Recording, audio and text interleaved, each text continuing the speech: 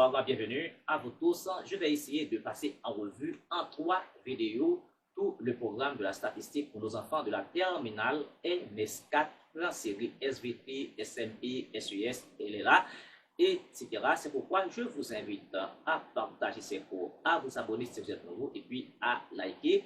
Vous le savez bien que nos enfants ont perdu pas mal de jours de classe par rapport à la montée, n'est-ce pas, de l'insécurité, à l'instabilité politique. Je présente dans ces cours tout simplement en termes d'une contribution citoyenne. Vous qui êtes citoyens qui me regardez, je vous invite à partager pour tous les enfants de la République. Eh bien, pour introduire ce cours-là, je vais considérer une série statistique double dans la première vidéo, vidéo 1.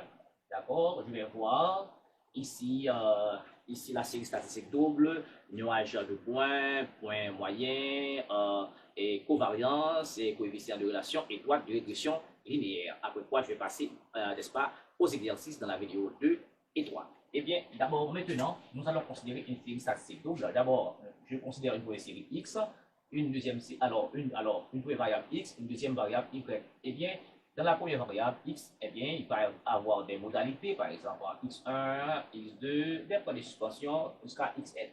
D'accord? Maintenant, dans la série 2 et dans la variable 2, c'est y, y1, y2, etc. Et puis yn. En général, on peut représenter, n'est-ce pas, ces points x1, y1, x2, y2, etc. N'est-ce pas, dans un plan où on va avoir un nuage de points. Par exemple, x1, y1, par exemple, x1, y1, etc. J'ai un point, etc. D'accord? Je vais avoir des points. Ok? Je vais avoir des points. Ça va constituer un nuage de points. Maintenant, en général, lorsqu'on a un ensemble de points comme ça, eh bien, on peut considérer, n'est-ce pas, que ces points peuvent passer par un point moyen. D'accord? Un point qui représente tous les points. Maintenant, eh bien, ce point moyen, d'accord, point moyen.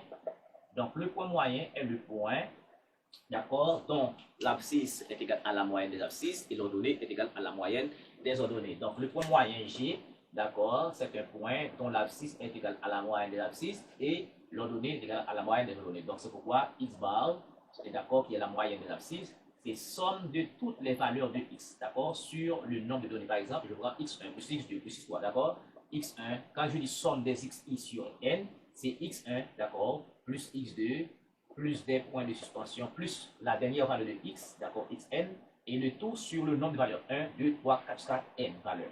Et ça, c'est la moyenne des abscisses. Donc, c'est la moyenne du point moyen, d'accord, l'abscisse du point moyen. Et puis, y bar, c'est la somme des yi sur n. C'est la même chose, c'est y1, d'accord, plus y2, plus des points de suspension, plus yn, et le tout divisé par le nombre de valeurs, qui est n. Donc, ça donne la moyenne. Donc, ici, la moyenne des y, la moyenne des x, et quand on prend la moyenne des x, la moyenne des y, donc ça, on appelle ça un point moyen. C'est-à-dire, là, je peux avoir un point moyen, ça c'est x bar, et ici, c'est y bar.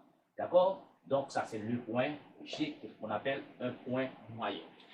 Donc, après, donc, quand on prend une série statistique double, x, y, par exemple, l'âge, taille, etc., il peut y avoir un lien, n'est-ce pas, entre les deux variables de la série double. Eh bien, c'est pour cela qu'on va étudier ce qu'on appelle la covariance, n'est-ce pas, des deux variables. Covariance. Donc, la covariance, selon notre courbe de x, y, elle est définie comme étant la moyenne du produit, d'accord, la moyenne du produit. Quand je veux dire la moyenne du produit, d'accord, regardez, je fais le produit x1, x2, x1, y1, plus x2, y2, plus des points d'expression xn, yn, d'accord, et puis ça donne la moyenne du produit, et puis ensuite, moins le produit des moyennes, x bar, y bar. Donc ça c'est une première notation. Deuxième notation, je peux dire là, c'est somme des xi, yi sur n, donc ça fait la moyenne encore du produit, moins le produit des moyennes, bon, comme vous voulez, je peux dire, c'est somme des xi sur n, d'accord, par, et somme des yi sur n, d'accord? Donc, somme des xi sur n, c'est x bar, somme des yi sur n, c'est y bar. Troisième définition, c'est, on peut dire encore, c'est somme, n'est-ce pas, des xi moins x bar, par yi moins y bar et le tout sur n.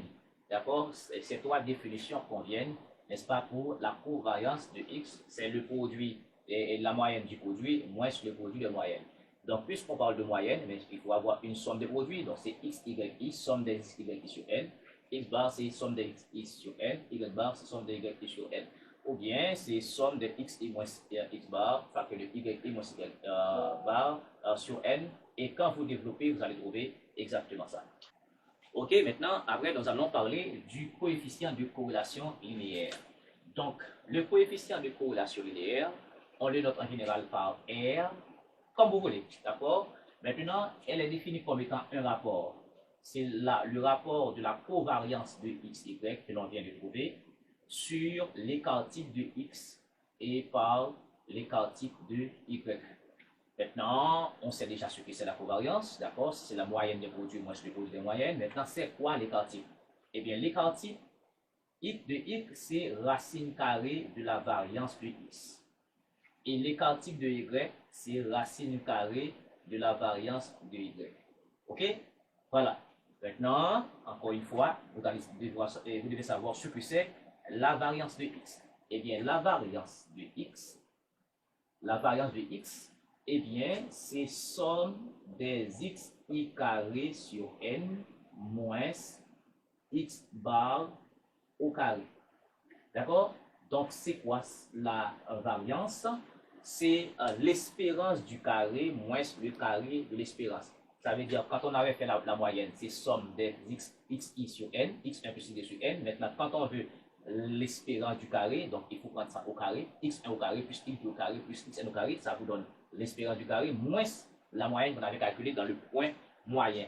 Donc, c'est pourquoi on peut écrire aussi, si on emprunte ça à la probabilité, donc on peut dire que c'est l'espérance du carré, d'accord, on peut dire ça, l'espérance du carré, d'accord, l'espérance du carré, c'est ça exactement qu'on écrit là, moins x bar, d'accord, au carré.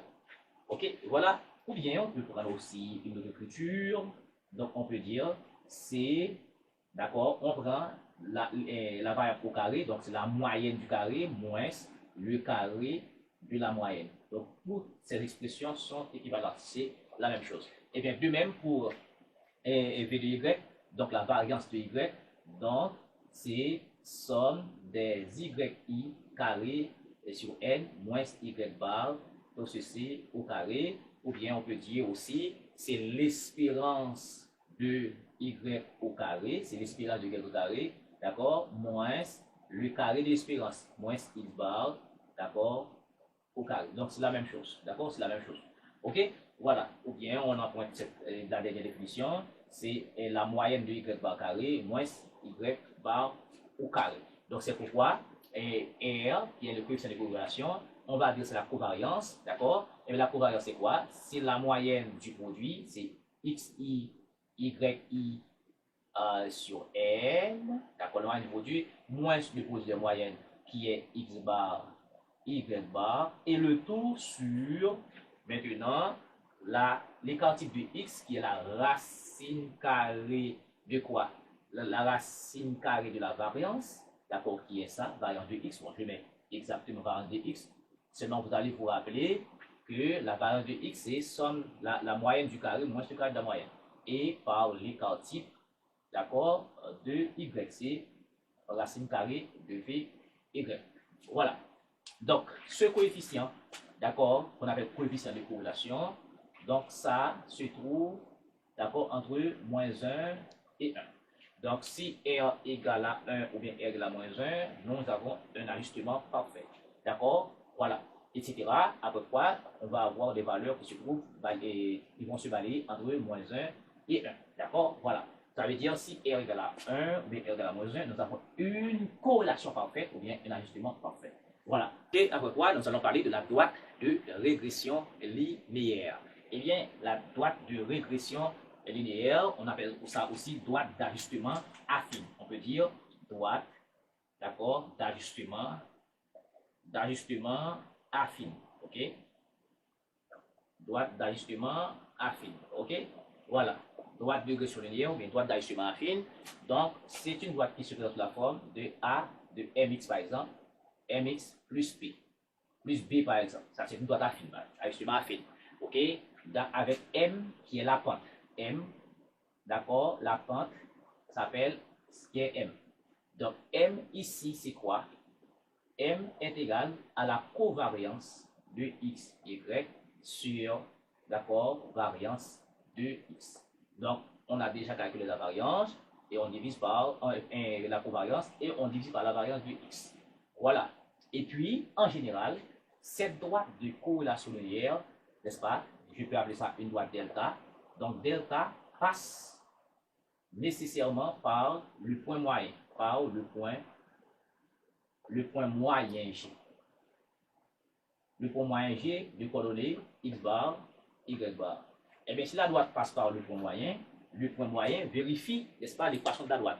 Donc, c'est pourquoi on peut remplacer y par y bar, d'accord, et on remplace x par x bar. Donc, ça va faire m x bar et puis plus b. Donc, si j'appelle ça 1, j'appelle ça 2. Donc, si on fait la différence entre les deux, je vais avoir y moins y bar. D'accord? Et bien, on fait la différence. Je vais avoir m facteur de x moins x bar. Et puis b moins b, ça fait 0. Donc, maintenant, si je transpose, je vais avoir la droite de régression linéaire, y égale à m facteur de x moins x bar. Et puis plus y bar. Donc, c'est ça qui vous donne, généralement, n'est-ce pas, la droite de régression linéaire. Donc, maintenant, on a déjà y bar, on a déjà calculé, c'est somme des abscisses divisé par n. Et puis, x bar, somme des abscisses divisé par n. Y bar, somme des divisé par n. Et puis, m, c'est quoi? C'est la covariance de x, y, d'accord, qui est égal à quoi? C'est, n'est-ce pas, donc le produit des moyennes, d'accord? D'accord, la moyenne du produit moins le produit des moyennes qu'on avait déjà posé et le tout divisé par la variance de x. D'accord? Mais variance de x c'est quoi? On peut dire que on a déjà défini la variance de x. Variance de x est égale à la somme des xi moins x bar, tout ceci là au carré sur n. D'accord? Ou bien on peut dire aussi c'est sigma xi carré sur n moins x bar au carré. On a déjà présenté ça précédemment. Donc, ça, c'est un premier cours, une première vidéo sur une série double en statistique pour nos enfants de la terminale NS4, toutes les séries confondues. Encore une fois, en tant que citoyen, dès que vous êtes arrivé ici, je vous invite à partager, à vous abonner si vous êtes nouveau, et puis à liker. Merci beaucoup.